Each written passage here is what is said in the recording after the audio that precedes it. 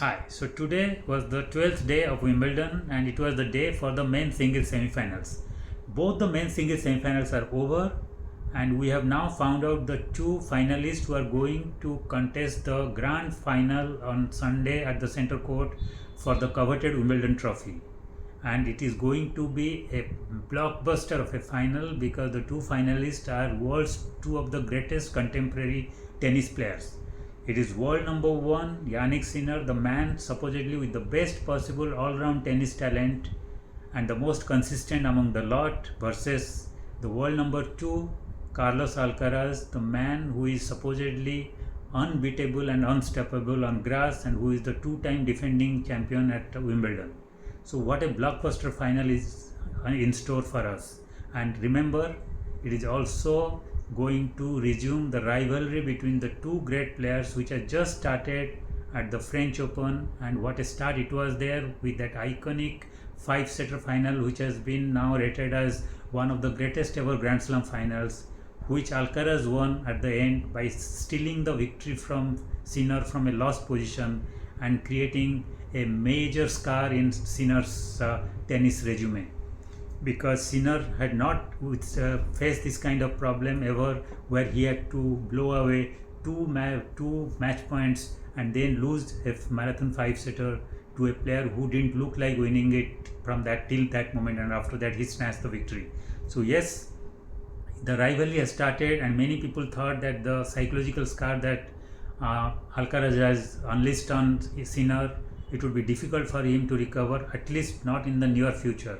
So it was a miracle that Sinner came to the Wimbledon and sustained the kind of quality he showed right from the game one of the first match he played. And what a form he has been showing there. He has been unstoppable, he has been invincible, and he has been so impressive that it looks that as if he has just brushed aside the humiliation of or the mental scar of that five-setter loss at the French Open barely a couple of weeks back when the Wimbledon started. He has completely erased that bad memory, and he has shown that he is not the number one because of his tennis alone or his physical fitness. He is number one because of his mental resilience and toughness, and that allows him to forget a really heartbreaking loss at the hand of Alcaraz at the French Open, and then he started fresh at the Wimbledon and has been unstoppable in all the matches except for that one aberration where in the round of 16 he played Dimitrov and was in a lost position. He had already lost two sets and he was actually staring at defeat, and that's where Locke gave his assistance to him, and with the assist of Locke he rode through that match because Dimitrov had an injury and that he couldn't recover and he had to give a walkover with tears in his eyes, and that was the lifeline he just needed. And then he just came back again with his old form in the quarterfinal when he beat Ben Shelton to win it comprehensively and reach the semi-final. In the semi-final, he played the ultimate rival one could expect or dread of in Wimbledon, that is the seven-time champion, the legend Novak Djokovic, arguably the greatest ever tennis player, the man with 24 majors who knows how to win the big tournaments. But then today, Sinner was too good for him. Sinner just blew him away from the court, and the way he unleashed his service and his ground strokes and his all-round tennis, Djokovic had no answer. For the first time, Djokovic, the man who is known to have the unmatched mental toughness, seemed resigned in the third set to the fact that he was going to lose, and he had nothing left in his tank or nothing left with his mental toughness to continue the fight. Yes, he had some fitness issues, but let's be clear, let's be honest. The way Sinner was playing, Djokovic had no chance today, and it was logical that he would have to lose in straight sets.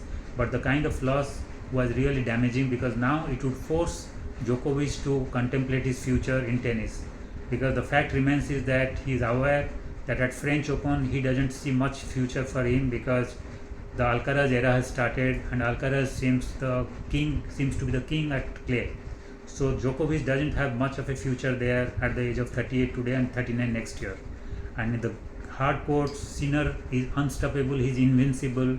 Unless there is some miracle happens or some shock happens in terms of his injury or something, Sinner looks to be the man to stop at the hard court. So then that rules out the Australian and US Open for Djokovic. So the only Grand Slam which Djokovic would have released playing or continuing to play and winning it was the Wimbledon, and he had a great motivation because if he could continue with his good form at Wimbledon and win it, he could match his arch rival Federer's record of 8 Wimbledon titles, because he's second with 7 titles, and also that would give him that really historic 25th Grand Slam title, which would be impossible for most of the players to match in the near future. But then the kind of tennis Sinner played today and the kind of defeat he had, and considering the last 2 defeats he had in the final against Alcaraz, so now he knows it is no longer just one player, which is Alcaraz, to be wary of at Wimbledon. Now he sees there are 2 players who would not give him any chance at Wimbledon in the future tournaments if he ever meets them.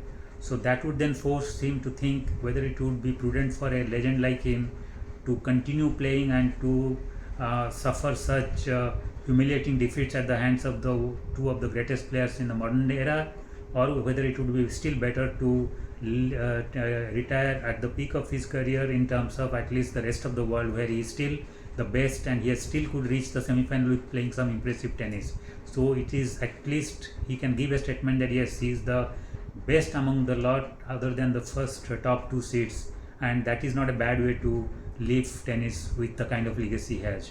So but that is for Djokovic to take that decision in the coming days and coming weeks. Now coming to Alcaraz, the man who is looking unstoppable, and he's creating magic because the kind of touch he has, the kind of reach he has, the kind of his ability to create 3 to 4 options from any shot from his opponent. So the opponent can be clearly caught off guard, because there is not just one shot Alcaraz has for a winner. He can create 3 kinds of different winners to the same shot from his opponent, and he's playing tremendous tennis. And today, when he came to the semi-final and played Taylor Fritz, it was expected that it would be really needing Taylor Fritz to play at his best to beat him. But even Taylor Fritz managed to do that and still could not beat Alcaraz, because Taylor Fritz's best was still not good enough to beat Alcaraz.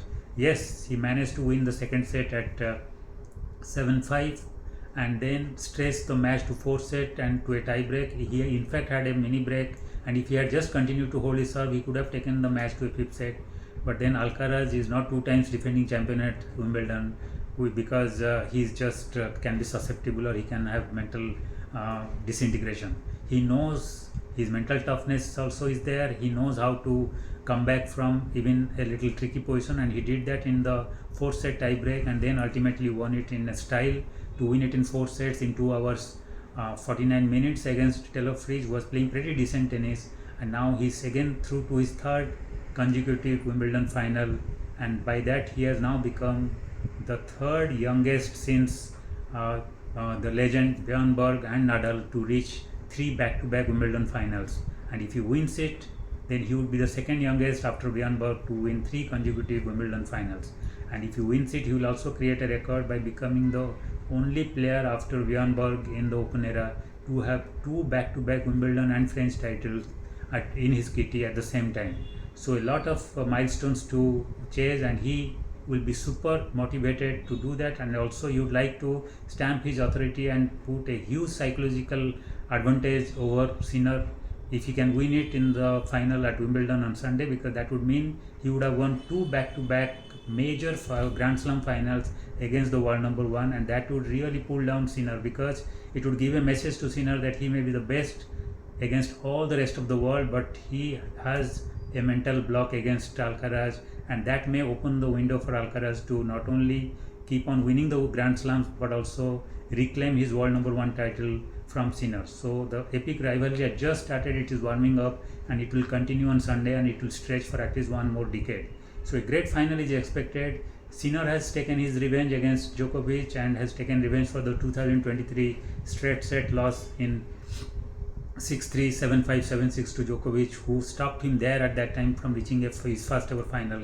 Today he took his sweet revenge to reach the final, and also he has established his supremacy over Djokovic, because in the semi-final at French Open he again won their straight sets 6-4, 7-5, 7-6, and today again he won it in straight sets on 2 different surfaces. He has literally crushed Djokovic. So he has established the fact that Djokovic is now past and his legacy is over it is now Sinner's era which has started. So he would be super motivated now after all the achievements and all the impressive tennis he has played and the kind of recovery he has made from his French Open scary loss.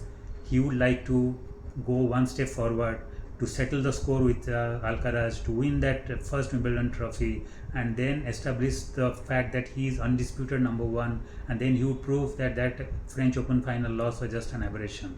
So both the players would have real motivation to go at each other and give their best, and who can bet against another marathon five-setter at the center court on Sunday.